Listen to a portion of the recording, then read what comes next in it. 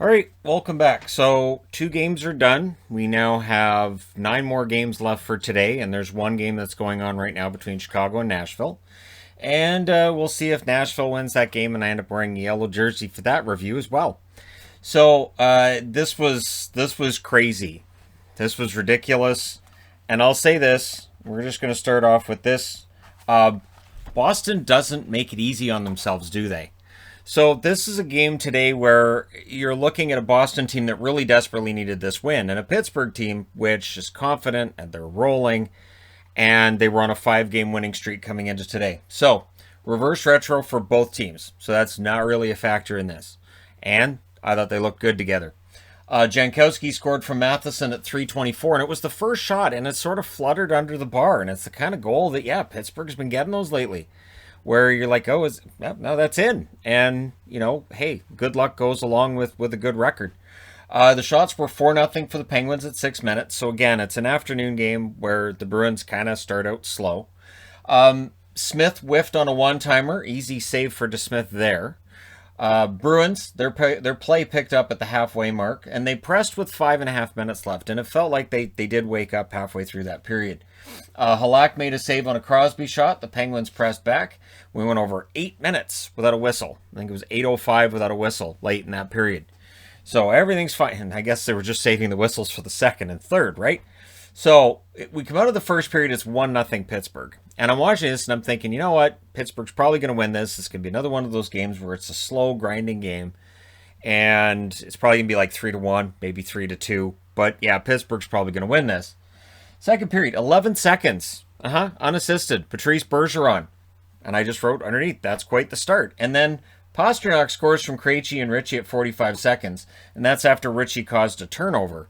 So Pasternak's been cold lately. And today's game may very well get him out of that. Gensel then tied it from Crosby and Dumoulin exactly 2 minutes later. Pittsburgh never really let Boston get too far ahead and didn't really give them a chance to relax in this game, or for fans of the Bruins to relax. And then they get a power play. So off that, they then press. They get a power play, and on the power play, they score. It's McCann who scores the power play marker from Gensel and Crosby at 5:11. So there goes the lead, and then Pittsburgh has the lead. It was quick. It didn't take very long, did it? Took a little over 2 minutes. The Bruins then tried to answer, DeSmith making saves. Both goalies, their save percentage today is terrible, but they had some good saves in this game. Power play for the Bruins, it becomes 1 minute and 39 seconds of 4-on-4. So Pittsburgh only had a 21-second power play coming in it. They did get a couple of good chances. Halak had a shoulder save on Zucker, and then Marchand. He scores from Grzelcyk and McAvoy at 14:56. Things get kind of scrummy on the next shift. That leads to a 4-on-4. The Bruins then had a 4-on-3 as there were a lot of calls going on here. That was only for 18 seconds. Then it was a 5-on-4. During the 5-on-4, Boston scores on the power play. It's Krejci from Marchand and Pastrnak at 18:24. And then, 1 minute and 11 seconds later, Marchand scores from McAvoy and Bergeron at 19:40. So in about 5 minutes' time, it goes from being 3-2 in favor of Pittsburgh to 5-3 in favor of Boston. But again, because this game had such crazy changes in momentum, I wasn't looking after this second period and saying, well, Boston had 5 goals in that second period. Clearly they're going to win this game because it's Pittsburgh. And Pittsburgh's shown they're a very resilient team. Not necessarily as resilient as the team I'm going to talk about over here, but that's resilient in a whole different way. So third period, there are different kinds of resilience. The third period, I'm not going to talk about both third periods at the same time. That'd be crazy. Early Bruins chances, and then Pittsburgh, they get a chance that goes in. It's Ceci from Jankowski and Lafferty at 4:38, and Halak F-bombed. And it wasn't the first time he had an F-bomb after a goal today, because I heard a really loud F-bomb after, I think it was the McCann goal, and it was the exact same F-bomb I heard after this goal, and apparently Halak, in this instance, felt he was interfered with behind the net. Now, not that it caused the goal, because he wasn't interfered with during the play that led the goal, but he kind of felt like there was interference on him in, I'll say 20 seconds before that. So he may have been upset there wasn't an interference penalty called there. The Bruins then tried to answer. Halak robbed Gensel on a dangerous press by the Penguins, and then Pastrnak, who again is showing signs he's getting out of his slump, from Ritchie at 13:28. Halak then stopped a chance from McCann. They pull the goalie with 2.5 minutes left, and this is where things get kind of controversial. Pastrnak misses an empty net goal, but they get a hooking penalty. Here's the thing. We've seen instances lately where a guy has a shot at the empty net, he's interfered with, or he's hooked, and the referee awards a goal. And you could see that Marchand was talking to the official and saying, look, you can award a goal here. And they had a point. And I only say that because we've seen that recently where goals get awarded because it's an empty net. And he had a good look at it. That would have been a hat trick for Pastrnak. So they don't give it to him. And then what shows how important that is that shorthanded, you got Sidney Crosby on the ice. He scores from Gensel at 18:45. So they had pulled the goalie to go 5-on-5. And Crosby gets the goal. It was not a good goal. Went 5-hole. And it's one of those ones where they'll say the puck had eyes there. It means it went through the goalie. It means that Halak probably should have stopped that one. And again, it was a play where Halak probably should have stopped it. So the Penguins call a timeout, and then with 1:11 left, Bergeron goes to the box, and it's a 4-minute call. And it's weird because it's the butt end of the stick. It's a high stick. I'm not going to argue it's not a high stick. I won't, because it was, and you can see it connected. I thought, to me, just on the replay, and I understand, this is Bergeron hitting you in the face with the stick. To me, it looked like Crosby went down like he got shot. And, it did. I will admit I got a little bit of a chuckle because he is down. And again, I'm not saying that as any kind of a complaint. It was a legit high stick. I'm not going to say it was embellishment by Crosby, but anyways. And then it's 4 minutes, which caused the Bruins to go 4 for that. So this is where and I think at some point the NHL is going to have to look at this. I think the idea that injury shouldn't just mean that a guy's mouth is bleeding. And I understand, because there's times where a guy will get hurt where his mouth isn't bleeding. Blood shouldn't be the only way to decide whether it's a 4 or a 2. And it feels like it is. So that's the concern, right? So they've scored, and now it's 4-on-4. But Marchand hits the empty net at 18:59. He gets the hat trick and looks directly at the referee after he caught it. So this all started with Pasta missing that empty net on a play where he got hooked, and the Bruins feeling like that should have been an empty net goal.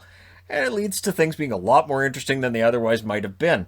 So the Bruins win this one 7-5. Record is 19-10-5. Now, they really needed that game. If they'd lost this in regulation, then we're talking about teams behind them like the Rangers and the Flyers, right?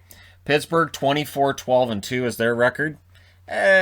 For people wondering, what's this going to do to the power rankings tonight? I did not move Pittsburgh based on this result. They've had 5 wins in a row. I'm not going to move them based on 1 loss.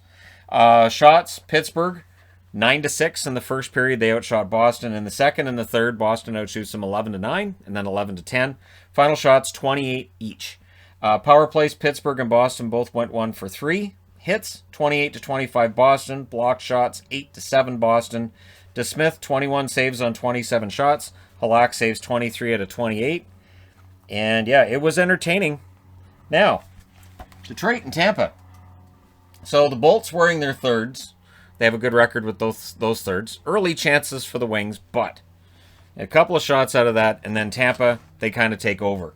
It's Colton from Bogosian and Joseph at 407. So Ross Colton, since coming up, seemingly out of nowhere, has been a very useful part of this team, and he's playing fourth line minutes, and yet he's generating points. Who knew you could generate points when you're on a bottom 6 roll? According to some players in the league, that's a death knell for your career. It's weird. And then the Bolts were taken over, more pressure, and then point scores. He gets a goal from Hedman and Palat at 7:26. There was 3-way passing going on there that was relatively easy, and the Wings looked done. At that point, it looked like, all right, it's 2-0. This game could end up being 7-0. The Wings look like the team that does tend to lose these games lopsided. It looks like they're done. But more pressure by the Bolts. Zadina then had a fast break. Good save by Vasilevsky. The Bolts press with 7 minutes left. They get a power play. It's a dangerous power play, but it's killed off by the Wings. Then there's a late power play for the Wings, and immediately there's a shorthanded chance for Tampa. So it still feels like Tampa's going to take this game and just run with it. 5.8 seconds left. The Bolts get their second power play. So we go to the second period. They're up 2-0. They've got the power play. Well, the Wings kill off the rest of that power play. Vasilevsky wasn't giving anything up when the Wings had chances. There were some big saves by Grice to keep it at 2-0 because, again, you're looking at these 2 goals in about 2.5 minutes. You're probably thinking, well, you know, Grice is due for a bad game, right? Because he's had a number of them this year, not today. So the Bolts pressed at the half, and it was one of those swarming presses where it's just, you know, line changes and just lots of puck pressure, lots of great passes, and the Wings kind of running around. Pressed by the Wings then with 6 minutes left. Vasilevsky would end up holding onto the puck. The Bolts get a power play. Ernie was guilty of an illegal check to the head. I'm pretty sure when that penalty's handed out, immediately it goes to player safety. I didn't really see anything there. Like, did he make head contact? Yes. Was it really, really bad? I didn't think it was that bad. We'll see again, though, what player safety has to say about it. Grice then made a nice save with his shoulder during that penalty kill. We then get... All right, I'm back. It's just the alarm upstairs is really sensitive. I don't know what caused that to go off, so apologies for anybody whose ears just went through whatever. All right. You ready? You ready? Let's go. All right. I wouldn't actually keep a video going while the house is on fire, so if anybody's wondering, that's not a thing. Although, for people who are in the live stream, if you know, you know. 5 seconds of 4-on-4, the Wings get a power play after that, so we go to the third period. In the third period, early press by the Bolts, but then the Wings press back, and this is where that resilience comes in. So, resilience for the Pittsburgh Penguins, they're a winning team. You never count them out. Resilience with the Red Wings means this is a team that's been out of the playoff run forever, right? They're not making the playoffs, but they don't play like a team that's out of the playoffs. So Ernie gets the goal from Nielsen at 4 minutes. Ernie now has a career high 8 goals on the season. I think it's his 8th. His career high for him. So yeah, that made it 2-1. Things are getting kind of emotional after that. I think Tampa Bay realizing we could lose this. And part of that, too, was that Larkin is frustrated. Dylan Larkin has had a very frustrating season. So while there are some Red Wings who are doing very well, Larkin's scoring has not been where it was expected to be. Grice made a great save. Stetcher then cleared after. If Troy Stetcher doesn't clear that, we're probably looking at a different score on this game.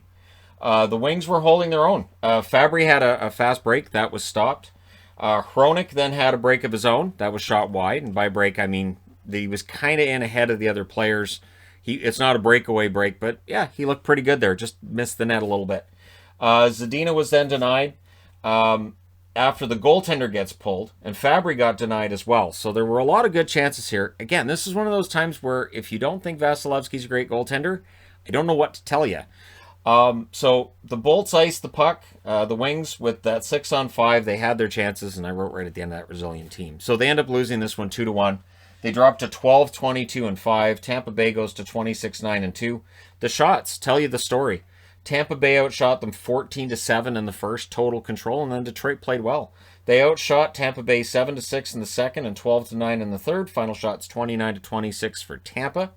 Power plays, Detroit 0-2, Tampa Bay 0-3. Hits 24-19 for Tampa. Block shots 19-14 for Detroit. Grice 27 saves on 29 shots at one end of the ice. And Vasilevsky, 25 saves on 26 shots. And he is continuing to add to his resume as probably the Vezina winner this year. But we'll all act surprised in July/August, whenever we see the awards, when that happens. All right, there you go. Let me know your thoughts in the comments section below as always. Don't forget to hit like and subscribe if you're browsing your way through. You just happened upon this video. Maybe the jersey caused the alarm to go off. It's very loud. That might have done it. All right, there you go. Thank you guys so much for all your support. I will talk to you again soon.